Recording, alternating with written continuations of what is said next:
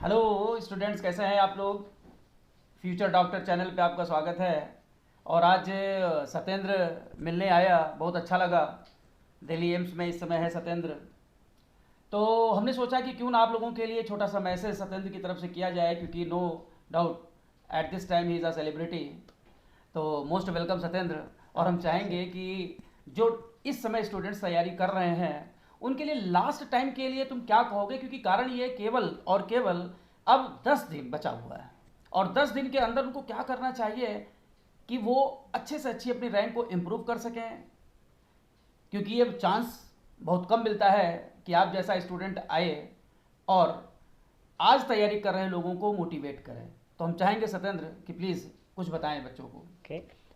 Hello guys. तो sir ने तो इंट्रोड्यूस कर ही दिया है। फर्स्ट ऑफ ऑल सर ने जो सेलिब्रिटी वाली बात बोली तो काफ़ी अच्छा लगता है कि जब सर ने पढ़ाया था तो अब सर ही इंटरव्यू ले रहे हैं। So it's also a dream come true moment for me.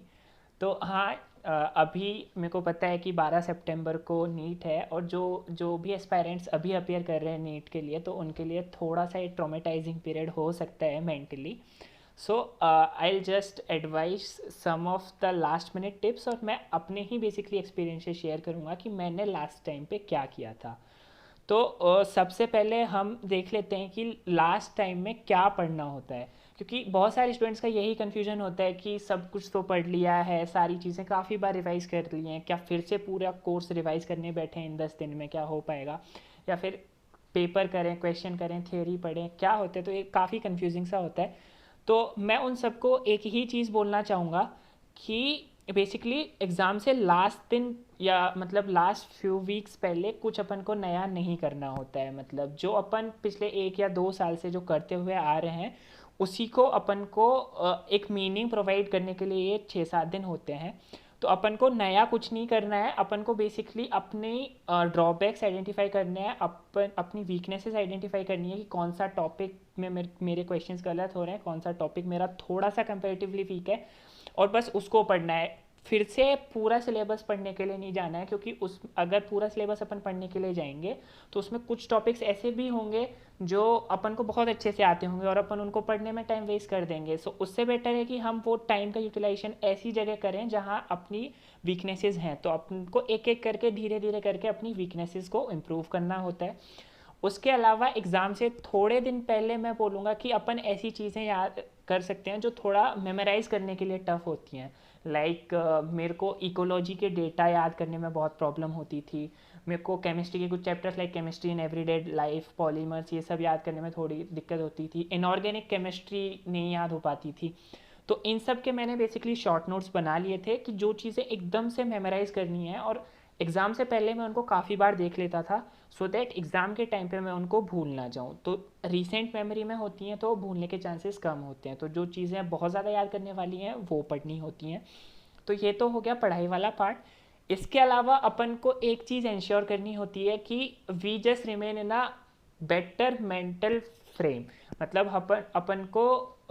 अपन को खुश रहना है अंदर से, क्योंकि बेसिकली अगर अपन प्रेशर ले लेते हैं किसी चीज़ का तो अपन अपना ही बेस्ट नहीं कर पाते हैं, अपनी खुद की एफिशिएंसी कम हो जाती है। और हर कोई यही चाहता है कि जितनी उसने प्रिपरेशन की एटलीस्ट नीट वाले दिन या वो जो 3 घंटे होते हैं पेपर वाले टाइम पे वो अपना बेस्ट कर पाए। और काफ़ी स्टूडेंट्स के साथ ऐसा इश्यू होता भी है कि हम पढ़ाई सारा कुछ कर लेते हैं बट पेपर के टाइम पे नहीं कर पाते, क्योंकि वहाँ एग्जीक्यूशन में थोड़ा इश्यू हो जाता है।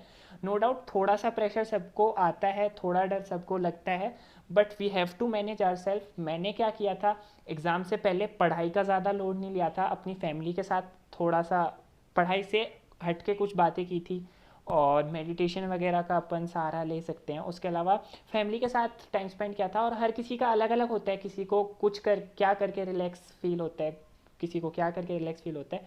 तो we have to identify that और अपन को ये ज़रूर ही रहना है कि हम खुश रहें और हम किसी चीज़ का अनड्यू प्रेशर ना लें, क्योंकि वो प्रेशर से अच्छा अपना कुछ नहीं होगा, अपना बेसिकली परफॉर्मेंस कम ही हो जाएगी और जो हम नहीं चाहते। क्योंकि लास्ट मोमेंट पे बहुत छोटी छोटी चीज़ों से रैंक्स में काफ़ी ज़्यादा फ़र्क आ जाता है और उसकी वजह से कॉलेज और अपनी काफ़ी फ्यूचर की चीज़ें डिसाइड हो जाती हैं।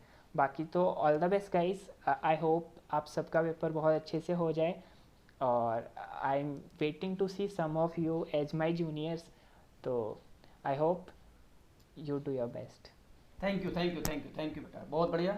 अब देखिए आप जरा से, इसने क्या बताया आपको, इसने बताया अपने एक्सपीरियंस को शेयर किया इसने। लास्ट टाइम हमें बहुत रिलैक्स रहना है बेटा। भाई ये रिलैक्स होता था अपनी फैमिली वालों से बात करके। आप कैसे रिलैक्स होते हैं? हो सकता है आप म्यूजिक सुन करके रिलैक्स होते हो सकता है आप मेडिटेशन करके होते हो। बायोलॉजिकल क्लॉक तो आपको सेट करनी ही करनी है। ड्यूरेशन जो 3 आवर्स का है उसमें हम कैसे बिल्कुल एक्टिव ब्रेन बना रहे, चेहरे पे मुस्कान होनी चाहिए, टेंशन नहीं होनी चाहिए, यही सब ये कहना चाह रहा है। इसके अलावा मैं एक पॉइंट और ऐड करना चाहूँगा। सर ने थोड़ा बायोलॉजिकल क्लॉक की बात की, so I would like to add कि जिस टाइम पे अपना नीट होता है, ऑब्वियसली अपनी प्रिपरेशन पे टाइम पे सबकी थोड़ी बायोलॉजिकल हैबिट्स अलग अलग होती हैं, बट मैं ये बोलना चाहूँगा कि सपोज़ अपना नीट 9 से 12 है, या फिर मेरे टाइम पे 2 से 5 का नीट होता था, तो जिन लोगों को स्पेसिफिकली आफ्टरनून में सोने की आदत है वो दोपहर को सोना बंद कर दे, क्योंकि हो सकता है अब क्योंकि अपनी बॉडी को चेंज करने में थोड़ा टाइम तो लगता है, न्यूटन्स फर्स्ट लॉ इनर्शिया सबने पढ़ा होगा, तो उसमें यही होता है कि अपन को अगर 2 से 5 अपन को कोशिश यही करनी है कि अपन पहले से खुद को प्रिपेयर कर लें कि हम क्वेश्चन कर रहे हों 2 से 5, एग्ज़ाम का स्टिमुलेशन जितना हो वो अपने लिए बेटर होता है। सत्येंद्र एक बात और मैं जानना चाहूँगा कि जैसे स्टूडेंट्स हैं, ये बायोलॉजिकल क्लॉक जो हम लोगों ने बात किया है उसमें लास्ट टाइम में बच्चा जब एग्जामिनेशन हॉल में पहुंचता है ना, तो वहाँ पे वो भीड़ देख करके, वो माहौल देख करके परेशान हो जाता है।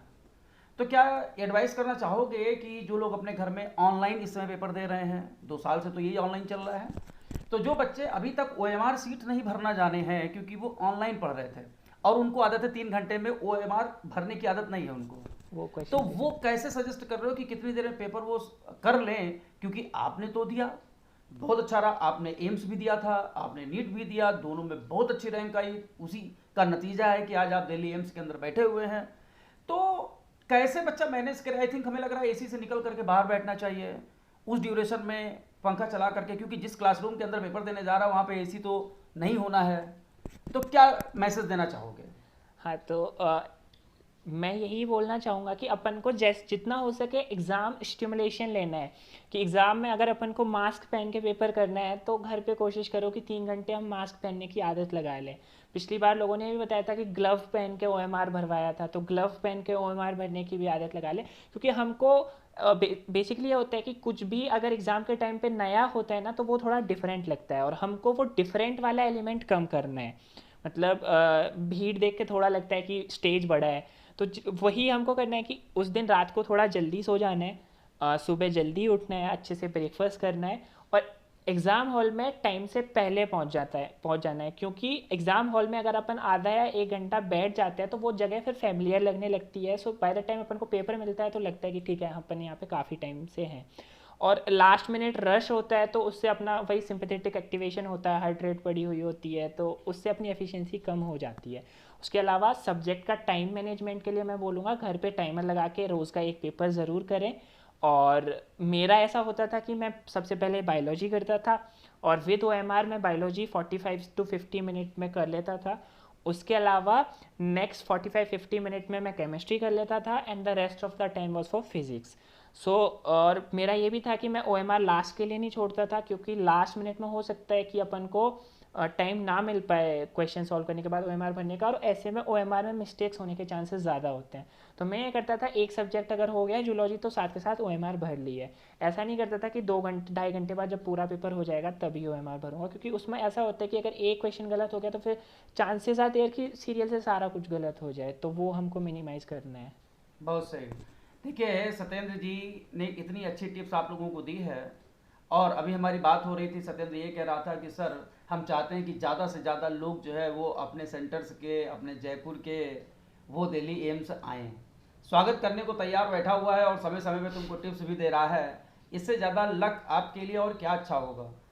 हमें लग रहा है कि अगर सत्येंद्र को इस तरीके का माहौल मिला होता कि पहले से कोई स्टार आ करके, कोई सेलिब्रिटी आ करके हमको पहले से मोटिवेट कर देता कि ऐसा करोगे तो ज़्यादा अच्छा होगा, तो सत्येंद्र हो सकता है कि सीन कुछ और रही होती। वैसे बहुत अच्छा रहा है, लेकिन फर्स्ट एम्स के अंदर फर्स्ट रैंक आपसे दूर नहीं होती, क्योंकि आपके अंदर कैलिबर था। मतलब वो होता है कि हम लोग अगर किसी को देखते हैं तो ऑब्वियसली उसके जैसा बनने की कोशिश करते हैं कि यार इनकी लाइफ अच्छी है तो मेरी भी लाइफ इतनी अच्छी हो जाए। और जैसे ऐसा नहीं है कि मैं बिल्कुल नहीं मिला था, मैं मिला था काफ़ी लोगों से जो एम्स में है, बट मेरे को उतनी अपॉर्चुनिटीज़ नहीं थी। मतलब ऐसा होता था कि 1-2 मिनट के लिए किसी से मिल लिया अगर कोचिंग में सर से, वो भैया मिलने आ रहे हैं तो मतलब उनसे टिप्स नहीं डिस्कस कर पाता था, बस उनको दूर से देख लेते थे और हमारे लिए वो सेलिब्रिटी होते थे तो बस उनको देखना होता था, बाकी उनसे बात बात उतनी नहीं हो पाती थी। तो नो डाउट अच्छा तो लगता ही है। तो एक बार बच्चों को विश कर दीजिए। हाँ, तो पहले भी विश किया है, all the best. I am waiting कि ज़्यादा से ज़्यादा लोग एल जयपुर से यहाँ पे आएँ, तुम लोग मेरे जूनियर्स बनोगे। सो काफ़ी कुछ लेके हम आपके वेलकम के लिए बैठे हैं वहाँ पे। तो all the best. Thank you, thank